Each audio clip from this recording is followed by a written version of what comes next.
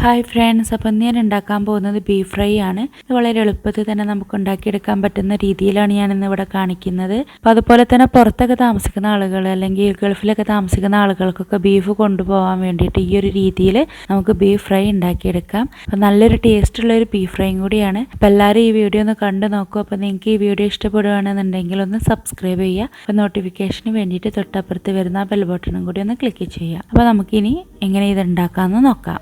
അപ്പോൾ നമുക്ക് ആദ്യം കുക്കറിലൊന്ന് ബീഫൊന്ന് വേവിച്ചെടുക്കണം. അപ്പോൾ അതിന് വേണ്ടിയിട്ട് ഞാനിവിടെ 1 കിലോ ബീഫ് എടുത്തിട്ടുണ്ട്. ഞാൻ നന്നായിട്ട് കഴുകി ക്ലീൻ ചെയ്ത് വെള്ളമൊക്കെ വാർത്തെടുത്ത ബീഫാണ്. ഇത് നമുക്ക് ഈ കുക്കറിലോട്ട് ഇട്ട് കൊടുക്കാം.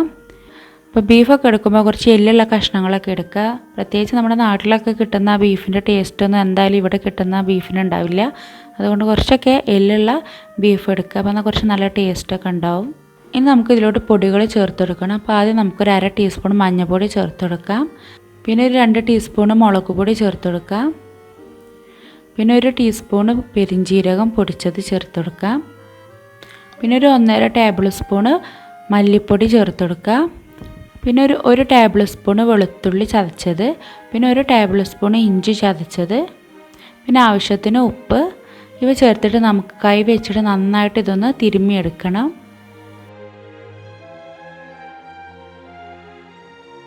ഇനി നമുക്ക് ഇതിലോട്ട് ആവശ്യത്തിന് വെള്ളം ചേർത്തെടുക്കാം, ഈ ബീഫ് ഒന്ന് വേവിച്ചെടുക്കാൻ വേണ്ടിയിട്ട്. അപ്പോൾ ഈ ബീഫിൻ്റെ ഒപ്പം നിൽക്കുന്ന രീതിയിൽ ഞാൻ വെള്ളം ഒഴിച്ച് കൊടുത്തിട്ടുണ്ട്. പിന്നെ കുറച്ച് എന്തായാലും ബീഫിലും ഉണ്ടാവും വെള്ളം.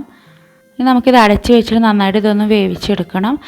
എൻ്റെ കുക്കറിലാണെന്നുണ്ടെങ്കിൽ ഒരു 5-6 വിസിലടിക്കുമ്പോൾ ബീഫ് നന്നായിട്ട് വെന്ത് കിട്ടാറുണ്ട്. പിന്നെ എന്തായാലും ഓരോരുത്തരുടെ കുക്കറിനനുസരിച്ച് എന്തായാലും വ്യത്യാസങ്ങളൊക്കെ വരും. അപ്പോൾ നിങ്ങളതിനനുസരിച്ചിട്ട് നിങ്ങൾ ബീഫ് വേവിച്ചെടുക്കുക. അപ്പോൾ ബീഫൊക്കെ നന്നായിട്ട് വെന്ത് വന്നിട്ടുണ്ട്. ഇനി നമുക്കിതൊന്ന് തുറന്ന് നോക്കാം. അപ്പോൾ വെള്ളമൊക്കെ നന്നായിട്ട് വറ്റി വന്നിട്ടുണ്ട് കേട്ടോ. അപ്പോൾ നിങ്ങൾ ബീഫ് വെക്കുമ്പോൾ ഒത്തിരി വെള്ളം എന്നുണ്ടെങ്കിൽ നല്ലൊരു ഹൈ ഫ്ലെയിമിൽ വെച്ചിട്ട് നമുക്കിതൊന്ന് തുറന്ന് വെച്ചിട്ട് ഒന്ന് നന്നായിട്ടൊന്ന് വെള്ളമൊന്ന് വറ്റിച്ചെടുത്താൽ മതി. നമുക്കിതൊന്ന് ഫ്രൈ ചെയ്തെടുക്കണം. അപ്പോൾ അതിന് വേണ്ടിയിട്ട് ഒരു പാനിലോട്ട് ഞാൻ കുറച്ച് വെളിച്ചെണ്ണ ഒഴിച്ചു കൊടുത്തിട്ടുണ്ട്. അപ്പോൾ ഈ വെളിച്ചെണ്ണയിലാണ് നമ്മുടെ ബീഫ് ഫ്രൈ ചെയ്തെടുക്കുന്നത്.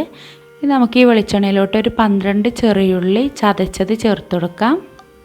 പിന്നെ 2 പച്ചമുളക്, പിന്നെ കുറച്ച് കറിവേപ്പിലയും കൂടി ചേർത്ത് കൊടുക്കാം. നമുക്കിത് നന്നായിട്ടൊന്ന് മിക്സ് ചെയ്തെടുക്കണം.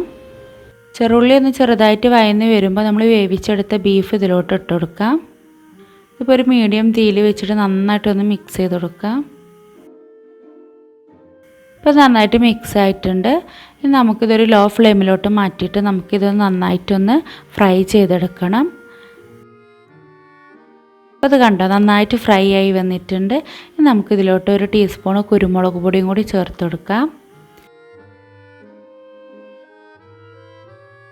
പിന്നെ കുറച്ച് കറിവേപ്പിലയും കൂടി ഇട്ട് കൊടുക്കാം. അപ്പോൾ നമ്മുടെ ബീഫ് ഫ്രൈ ഇവിടെ റെഡി ആയിട്ടുണ്ട്.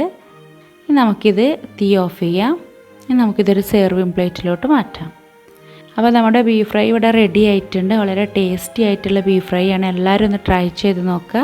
അപ്പോൾ നിങ്ങൾക്ക് വീഡിയോ ഇഷ്ടപ്പെട്ടിട്ടുണ്ടെങ്കിൽ നിങ്ങളെ ഫാമിലി ഫ്രണ്ട്സുമായിട്ടൊന്ന് ജസ്റ്റ് ഒന്ന് ഷെയർ ചെയ്ത് കൊടുക്കുക. പിന്നെ ഇതുവരെ സബ്സ്ക്രൈബ് ചെയ്യാത്ത ആരെങ്കിലും ഉണ്ടെങ്കിൽ ഒന്ന് സബ്സ്ക്രൈബ് ചെയ്യാം കേട്ടോ. അപ്പോൾ നമുക്കിനി മറ്റൊരു റെസിപ്പി ആയിട്ട് കാണാം. അതുവരേക്കും ബായ്. Thank you.